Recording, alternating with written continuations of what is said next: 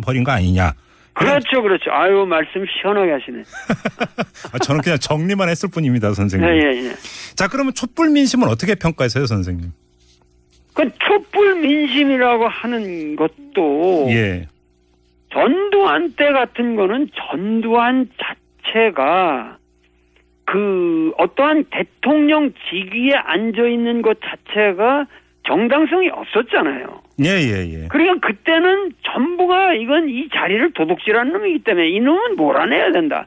그러니까 문제는 간단했죠. 몰아내기만 하면 된다라는 것이 네. 6월 항쟁이었어요. 예. 그런데 이 박근혜 경우는 우리가 찍어서 대통령으로 만들었잖아요. 네. 그러니까 모든 사람이 거기에 대한 사실은 자의식이 있는 거예요. 자기 반성이 있는 거죠. 어떻게 해서 내가 이런 여자를 못 알아보고 네. CBS에서 제가 그 한 인터뷰로부터 저는 이 여자는 도저히 그 대통령이 돼서는 안 될 여자라고 내가 예언까지도 했는데 예. 모든 사람들은 그런 걸 듣지 않았단 말이에요. 그 당시. 그러니까는 이 문제에 대해서는 국민들이 심각한 자기 반성을 하고 있다는 거죠. 자성의 성격이 담겨 있다 이렇게 보시는 거군요. 담겨 있어요. 그래서 이 촛불 인심이라는 것은 네. 과거 어느 때와 같이 미봉책으로 넘어갈 수가 없습니다. 네. 근본적인 변화가 와야 되는데 예. 그 근본적인 변화는 네. 기본적으로 나는 세 가지로 요약된다고 생각합니다. 예. 근본적인 변화는 우선 경제 민주화가 이루어져야 됩니다. 우리 사회 양극화를 발생시키고 있는 네. 그 재벌 권력은 해체돼야 합니다. 어떤 방식으로? 예. 둘째가 남북 화해가 이루어져야 됩니다. 남북의 이러한 이 이념적인 경색이 있는 한 예. 우리 국민은 계속 당해요. 북으로 계속 속아요. 여태까지 이 지겨운 사기 행각을 우리 국민이 참아온 거는 단 하나예요. 반공이라는 종교 때문에 당한 거예요. 예. 반공 종교 때문에. 네. 그래서 그것이 이제는 더 이상 정치에 반공이 끼어들면 안 된다. 이거를 확실히 해야 되고, 세 번째, 풍요로운 농촌을 만들어야 됩니다. 풍요로운 농촌이요? 그건 왜 그렇습니까, 선생님? 이것이 바로 환경 문제라든가 지금 원전 문제라든가 모든 게 여기에 함축되어 있는 말이에요. 왜냐하면 우리 삶의 미래를 기본 우리가 일상생활에 먹고 사는 것의 기본인 이 농촌을 지금 소외시켜 놓고 지금 아무것도 이 국가 지책으로 농촌을 무시하고 있다는 거예요. 근데 이 세 가지는 하나로 인식이 돼야 돼요. 그래야만 요번 촛불 민심이 소기하는 바 역사의 사명을 달성할 수 있다. 그러면 선생님 박근혜 대통령은 어떻게 해야 될까요? 당장 하야죠. 지금 이 순간에 우리 이 라디오를 듣고 충격을 받으셔가지고 좀 내려오셔야지. 그럼 왜냐하면 내려올수록 하루 빨리 내려올수록 자기 부모한테 죄를 덜 저지르는 것이고 국민의 민생을 살리는 거예요. 민생. 근데 지금 청와대에서 나오는 얘기는 하야 안 하니까 차라리 탄핵하라 이런 얘기가 좀 흘러나오고 있지 않습니까? 그러니까 탄핵해야죠. 탄핵할 수밖에 없죠. 탄핵으로 탄핵을 자처하고 있는 거고 탄핵은 분명히 성공합니다.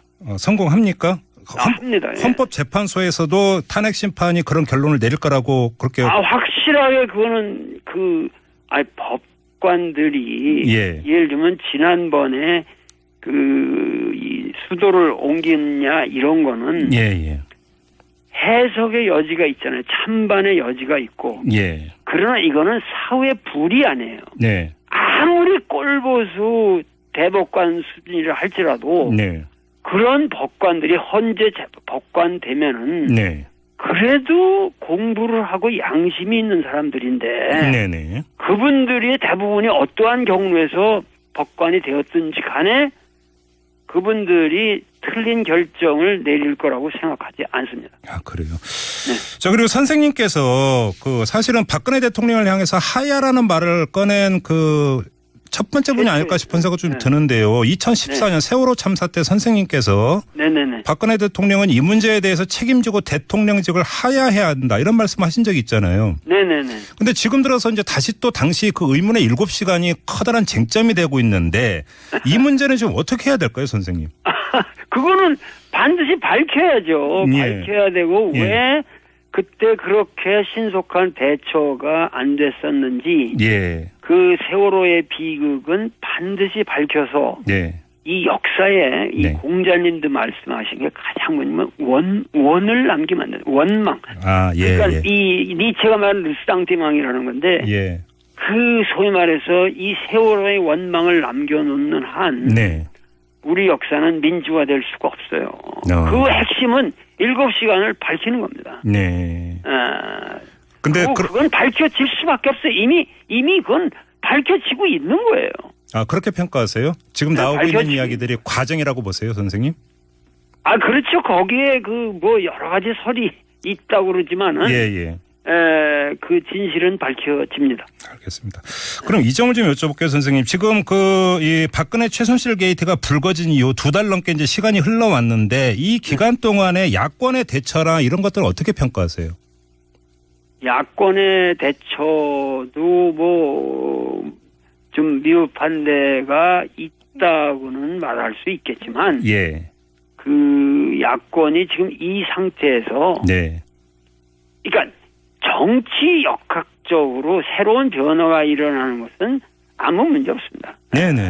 당의 지형도 변화할 수도 있고 또 하지만 그 야권의 뜻 있는 지사들이라면 이 사태에 대해서 어느 정도 대의에 대한 존중의 감각을 가지고 이 사태를 잘 극복하리라고 저는 믿습니다.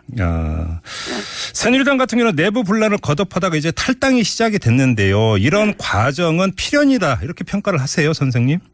그러니까 김무성 같은 사람이 그동안 완전히 죽어 있었다가 요번에 멋있는 수를 두었는데 나는 정치인으로서는 탁월하게 평가해 줄 것이 있다. 야당 의원도 배울 게 있다. 자기 출마 선언을 딱 포기하고 사실 지금 그 사람이 출마한다고 해도 의미도 없는데 포기한다는 게 그 점수가 확 올라가잖아요. 그러니까 이게 정치란 말이에요. 근데 그런 말을 그 포인트에서 하기 어려운 거예요. 그러니까는 김무성이라는 사람이 보통 사람이 아니라는 거지 이게. 무서운 사람이 어떤 의미에서. 그러면서 결과적으로 이 사람이 노리는 건 뭐야? 보수 세력을 살려야 된다. 근데 그게 나쁘지 않아요. 보수 세력이 살아야 정권 이양이 가능해지는 거지. 보수 세력이 없이 정권을 다시 여기서 새롭게 바뀐다 한들 그 정권이 힘을 못 써요. 그러니까 역사라는 걸 이렇게 역동적으로 파악해야지. 알겠습니다. 자, 이제 선생님 말씀이 좀 마무리 좀 해야 되는 시간이 왔는데요. 아무래도 이 전국의 가장 핵심 인물은 누가 뭐라고 해도 박근혜 대통령 아니겠습니까? 저 선생님께서 박근혜 대통령한테 꼭 한마디를 전한다면 어떤 말씀을 해 주시겠어요? 이런 말 하고 싶어요. 당신의 어머니는 저 하늘에서도 그네야 뭘 주저하냐.